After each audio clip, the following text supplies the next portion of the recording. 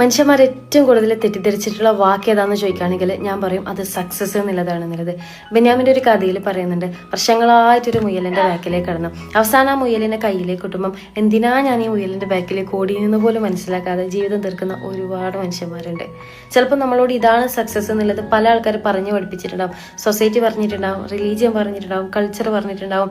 ഒരുപാട് ആൾക്കാർ നമ്മളോട് ദിസ് ഈസ് സക്സസ്, ഇങ്ങനെ എത്തിയിട്ടുണ്ടെങ്കിൽ നമ്മളൊരു സക്സസ്ഫുൾ പേഴ്സൺ ആകുള്ളൂ എന്ന് പറഞ്ഞിട്ടുള്ള ലിസ്റ്റിലേക്ക് ഓടാൻ വേണ്ടിയിട്ട് നമ്മൾ പല കാര്യങ്ങളും സാക്രിഫൈസ് ചെയ്തേക്കാം. അതിന് നമ്മൾ പറയുന്ന കാരണം ഇതാണ്, സക്സസ് ആകണമെങ്കിൽ ഒരുപാട് കാര്യങ്ങളൊക്കെ സാക്രിഫൈസ് ചെയ്യേണ്ടതെന്നുള്ളത് ശരിയാണ്. ഒരുപാട് കാര്യങ്ങളൊക്കെ സാക്രിഫൈസ് ചെയ്യേണ്ടതായിട്ട് വന്നേക്കാം. ബട്ട് ആ പോയിന്റിലേക്ക് എത്തിയിട്ട് തിരിഞ്ഞു നോക്കിയിട്ട് മേ ബി നമ്മൾ ഒരിക്കലും ചിന്തിക്കരുത്, ശരിക്കും ഞാൻ സാക്രിഫൈസ് ചെയ്ത കാര്യങ്ങളിലായിരുന്നു റിയൽ ആയിട്ടുള്ള എൻ്റെ സന്തോഷം കിടന്നിട്ടുണ്ടായിരുന്നത്, ഞാൻ ട്രൂ ആയിട്ട് ഹാപ്പി ആയിരുന്നത്, അല്ലെങ്കിൽ എൻ്റെ ആത്മാവ് ഇഷ്ടപ്പെട്ടിരുന്നത് ആ കാര്യങ്ങളിലാണ് എന്ന് തോന്നുന്ന കാര്യങ്ങളെ സാക്രിഫൈസ് ചെയ്തിട്ട് എന്തിനൊക്കെയോ വേണ്ടിയിട്ട് ഓടുന്ന തളക്കുന്ന ഒരുപാട് സാമ്പാറുകളെ ഞാൻ കണ്ടിട്ടുണ്ട്, നിങ്ങളും കണ്ടിട്ടുണ്ടാകും.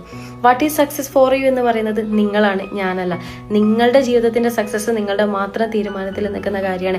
അങ്ങനെ തന്നെ ആവണം എന്നാണ് ഞാൻ പറയുന്നത്. അല്ലാതെ ഇത് വേണ്ട ഇങ്ങനെ വേണ്ട ഒന്നും പറയാൻ ഞാനാണല്ലോ. ബട്ട് അത് നിങ്ങളുടെ തീരുമാനത്തിൽ നിന്നാവണം. അതൊരു ഇൻഫ്ലുവൻസിങ് തോട്ടിൽ നിന്നും ആവരുത്, അതൊരു മാനിപ്പുലേഷനിൽ നിന്നും ആവരുത്. തിങ്ക് ചെയ്യുക.